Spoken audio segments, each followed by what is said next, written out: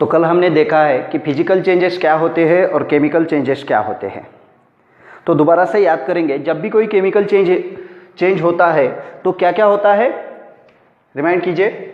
पहला, change in physical state. जब भी कोई केमिकल चेंज होता है तो कुछ चेंजेस होते हैं, वो हमें याद रहनी चाहिए। Change in physical state. दूसरा क्या हो सकता है, हमने जो एग्जाम्पल देखे हैं उसके तौर पे बताइए। दूसरा होता है चेंज इन कलर। जो भी चेंज हमारा हो गया है ना, केमिकल चेंज, उसके कलर चेंज हो जाते हैं। तीसरा हो जाता है चेंज इन टेम्परेचर। ओके, और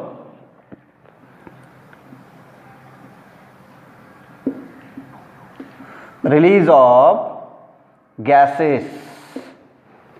तो देखिए, जब फिजिकल स्टेट में चेंज हो जाता है या फिर कलर चेंज हो सकता है या फिर टेम्परेचर चेंज होता है या फिर गैसेस रिलीज होते हैं, तो हम कह सकते हैं केमिकल चेंज हो गया, मतलब परमानेंट चेंज है। तो जैसे कि कुछ एग्जाम्पल के तौर पे हम देखेंगे, रेस्पिरेशन है जिसमें हम ऑक्सीजन इनहेल करते हैं और प्रोडक्ट के तौर पे हम क्या करते हैं, कार्बन डाइऑक्साइड रिलीज करते हैं। दूसरा है डाइजेशन ऑफ फूड। ये बहुत सारे एग्जाम्पल्स है। तो आज हम देखेंगे, ये कल हमने पढ़ा है विद प्रैक्टिकल्स। आज हम यहाँ पे देखेंगे कि केमिकल चेंज तो हमने पढ़ लिया, फिजिकल चेंज क्या होता है, केमिकल चेंज क्या होता है। आज हम देखेंगे केमिकल रिएक्शन या फिर केमिकल इक्वेशन। कल केमिकल रिएक्शन क्या होती है ये भी हमने देखा है। तो आज हम देखेंगे केमिकल इक्वेशन, जिसे हम बोलते हैं ना केमिकल इक्वेशन, वो क्या होती है। So what is chemical equation?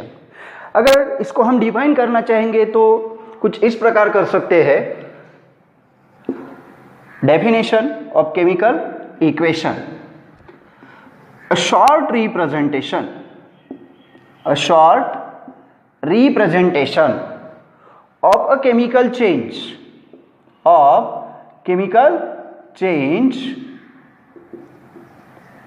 जो भी केमिकल चेंज हमारे आजू बाजू में होता है, एनवायरमेंट में होता है, उसका एक short representation with the help of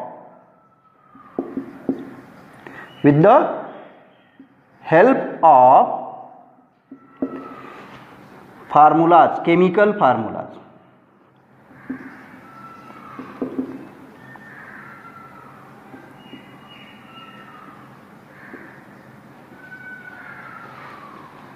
And a short representation of chemical change with the help of chemical formula and or along with physical state।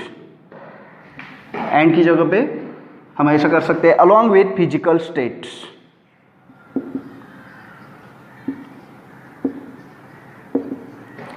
is called as a chemical equation। हमने कल देखा कि दूध है, उससे दही बन गया। या फिर हमने कुछ एग्जाम्पल्स लिए थे, मैग्नीशियम रिबन लिया था, उसको हमने एयर में बर्न किया था इन प्रेजेंस ऑफ ऑक्सीजन। या फिर हमने सिल्वर नाइट्रेट को पोटेशियम आयोडाइड के साथ रिएक्ट किया था। ये सब जो केमिकल चेंजेस है ना, इसको अगर हमें शॉर्टली रिप्रेजेंट करना है तो हम कैसे करेंगे। तो ये सारे केमिकल चेंजेस हम प्रैक्टिकली करते हैं, उसको देखते हैं, महसूस कर सकते हैं। लेकिन अगर हमें उन्हें लिखना है या फिर रिप्रेजेंट करना है तो जो भी हम शॉर्टकट रिप्रेजेंटेशन उसका देते हैं ना, उसको बोलते हैं केमिकल इक्वेशन। उसको डिफाइन कैसे कर सकते हैं, a short representation of a chemical change with the help of chemical formula and physical state is called as a chemical equation. तो ये इसकी डेफिनेशन है।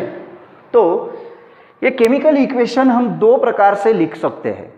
केमिकल इक्वेशन दो तरीकों से लिख सकते हैं। एक होती है, जैसे कि कल हमने एक देखा है मैग्नीशियम रिबन का एग्जाम्पल। तो चलो एक एग्जाम्पल लेंगे। देखिए, कल क्या लिया था हमने, मैग्नीशियम।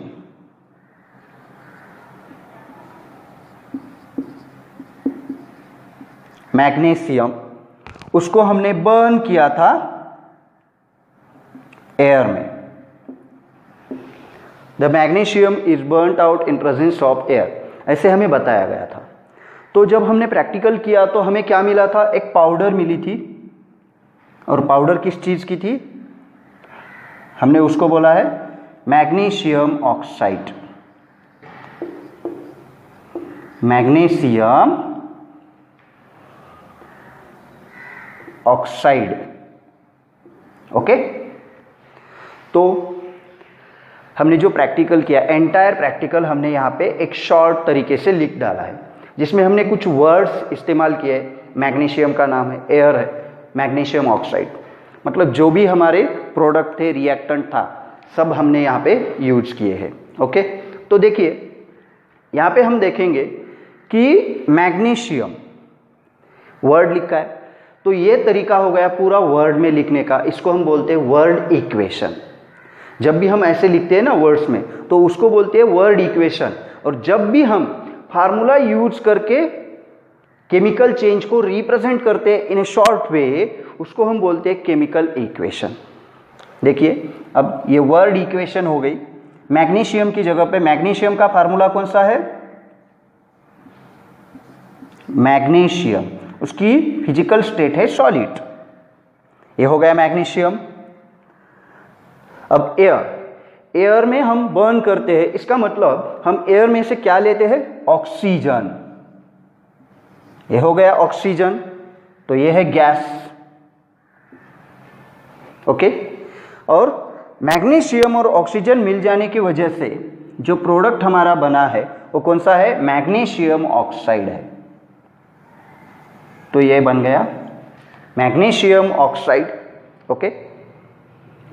तो ये हो गई केमिकल इक्वेशन, जो कि हमने कैसे यूज रिप्रेजेंट की है, फार्मूला यूज करके रिप्रेजेंट की है, ओके।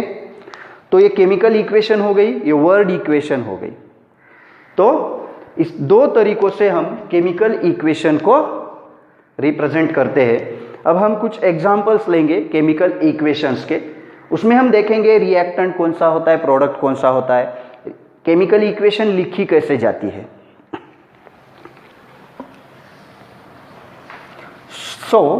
सबसे पहले देखिए, ये हमने एग्जांपल ले लिया magnesium oxide, magnesium and air, it gives magnesium oxide, ये हमारा एग्जांपल है केमिकल इक्वेशन का। तो इसमें देखिए लेफ्ट हैंड साइड में जो भी सब्सटेंसेस केमिकल रिएक्शन में पार्टिसिपेट करते हैं, मतलब जो चेंज होने वाला है उसमें भाग लेते हैं ना, तो उसको हम बोल सकते हैं reactant. The substances who participate or takes part in a chemical change or in a chemical reaction, reactant किसे बोल सकते हैं हम,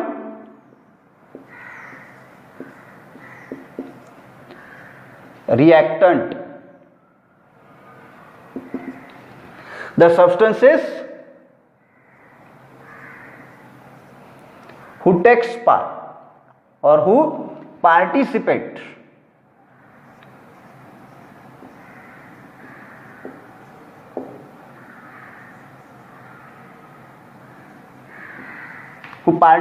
in a chemical reaction।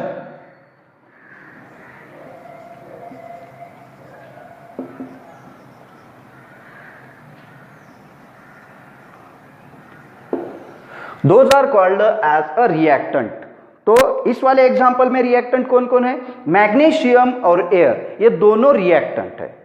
और जब भी एक से ज्यादा रिएक्टेंट होते हैं ना, तो उनके बीच में हम प्लस साइन लगाते हैं, मतलब जितने ज्यादा रिएक्टेंट होंगे, पहला रिएक्टेंट लिखेंगे उसके बाद प्लस साइन लगाना पड़ेगा, दूसरा रिएक्टेंट लिखेंगे उसके बाद प्लस साइन लगाना पड़ेगा, अगर तीसरा रिएक्टेंट है मानो तो इसके बाद भी प्लस साइन लगा लीजिए, तीसरा रिएक्टेंट लिखिए। इस प्रकार जितने चाहे रिएक्टेंट हम प्लस साइन लगा के ऐड कर सकते। तो वैसे एग्जाम्पल हम देखेंगे। तो ये हो गए रिएक्टेंट। इसके बाद जो केमिकल चेंज में दोनों ने पार्टिसिपेट किया, इन दोनों की रिएक्शन हो गई, तो इससे एक नया पदार्थ, एक नया सब्सटेंस तैयार होकर आता है, वो हम राइट साइड में लिखते हैं एरो के बाद। एरो के हेड की तरफ लिखते हैं उसको हम क्या बोलते हैं? प्रोडक्ट।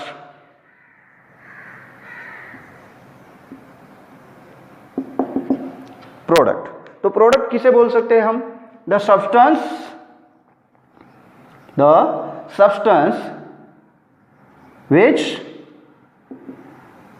which is formed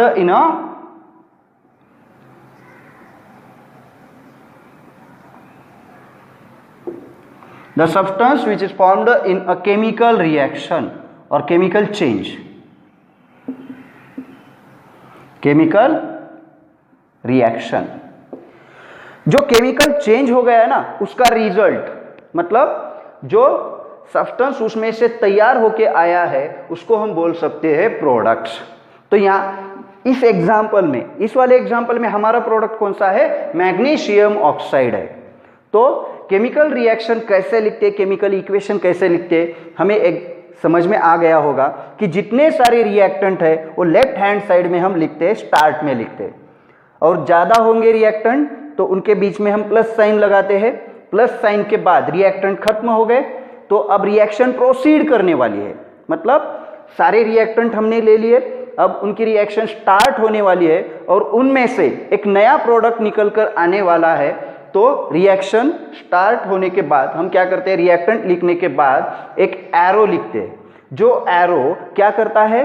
वो हमें रिएक्शन की डायरेक्शन बताता है कि रिएक्शन इस वाले सब्सटेंसेस से स्टार्ट हो गई है और रिएक्शन कहाँ जा रही है? ये सब्सटेंसेस मिलकर एक नया सब्सटेंस बनने जा रहा है, इस डायरेक्शन में रिएक्शन जा रही है। ये एरो हमें रिप्रेजेंट करता है, इसलिए एरो लगाना इंपॉर्टेंट है रिएक्टेंट के बाद में। उसके बाद हम प्रोडक्ट लिखते हैं। अगर प्रोडक्ट मान लीजिए प्रोडक्ट एक है तो एक ही प्रोडक्ट लिख लीजिए। अगर इसके बाद अगर दो प्रोडक्ट है तो यहाँ पे प्लस साइन लगा लीजिए, उसके बाद दूसरा प्रोडक्ट लिखिए। अगर तीसरा प्रोडक्ट है तो दूसरे प्रोडक्ट के बाद प्लस साइन लगा लीजिए, तीसरा प्रोडक्ट लिखिए। इस प्रकार हम रिएक्शन में रिएक्टेंट और प्रोडक्ट लिख सकते हैं। और जो भी अगर मान लीजिए कि कोई स्पेशल कंडीशंस है, कुछ टेम्परेचर लेना है हमें, कुछ कैटेलिस्ट लेने हैं या फिर प्रेशर मेंटेन करना है, ऐसी स्पेशल वाली कंडीशन होती है ना केमिकल चेंज करने के लिए, तो सारी स्पेशल वाली कंडीशंस इस एरो के ऊपर या फिर एरो के नीचे हम लिख सकते हैं। ओके, तो देखिए दोबारा एक बार, एरो की टेल की तरफ रिएक्टेंट रहेगा, एरो की प्रोडक्ट की तरफ एरो की हेड की तरफ प्रोडक्ट रहेगा ज़्यादातर। ये सिर्फ इरिवर्सिबल रिएक्शन में होता है, रिवर्सिबल में ऐसे नहीं। रिवर्सिबल मतलब जो रिएक्शन रिवर्स भी हो सकती है, वो अभी नहीं है, हमें बाद में हमें पढ़ना पड़ेगा उसके बारे में भी, लेकिन फिलहाल तो इरिवर्सिबल रिएक्शन ही देखिए। तो ये हो गया प्रोडक्ट, रिएक्टेंट, सब हो गया, हमें समझ में आ गया। हम कुछ एग्जाम्पल्स देखेंगे।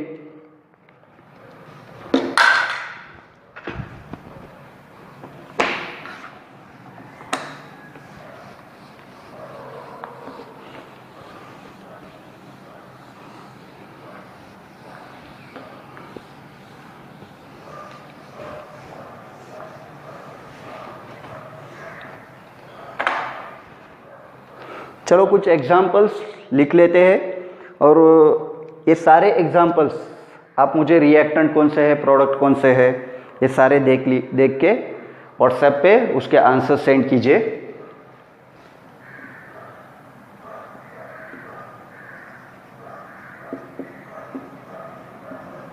अलग अलग लिखिए, टोटल सिर्फ 5 एग्जाम्पल्स हम लेंगे यहाँ पे।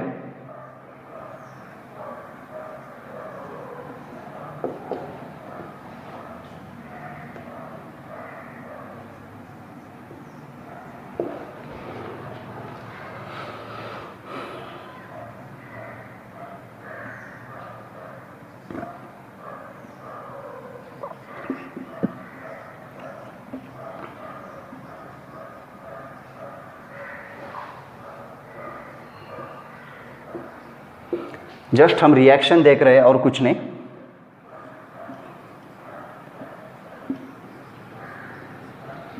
ऐसे कुछ रिएक्शंस होती है।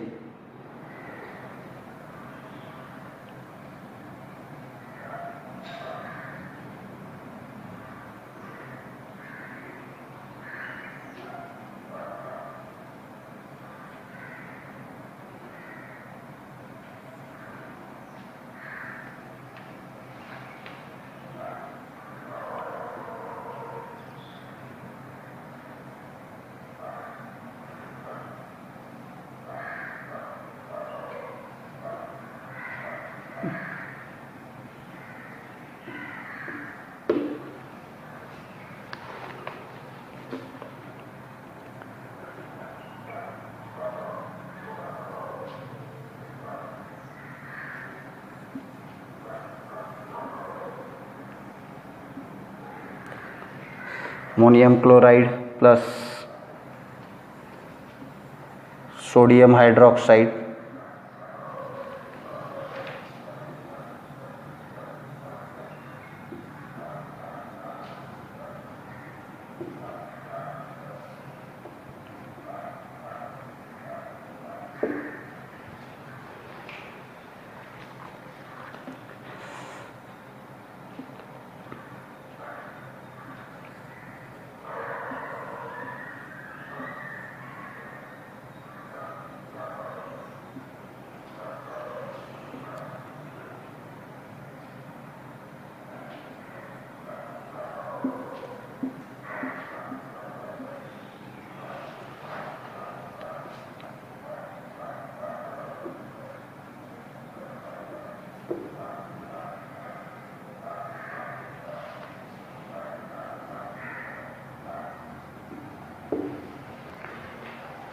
ये कुछ रिएक्शन लीजिए, केमिकल इक्वेशंस है, इनमें से रिएक्टेंट प्रोडक्ट, और अब यहाँ पे देखिए मैंने कुछ ही रिएक्टेंट के या फिर प्रोडक्ट के फिजिकल स्टेट मेंशन किए हुए हैं। आप क्या कीजिए, बाकी के जितने आपको फिजिकल स्टेट मालूम है, या फिर देखिए यही आपका होमवर्क है, फिजिकल स्टेट लिख के आप मुझे उसके स्क्रीनशॉट करके व्हाट्सएप पे भेज दीजिए, मैं आपको आंसर कर दूंगा। ओके, तो यह आपका आज का होमवर्क रहेगा।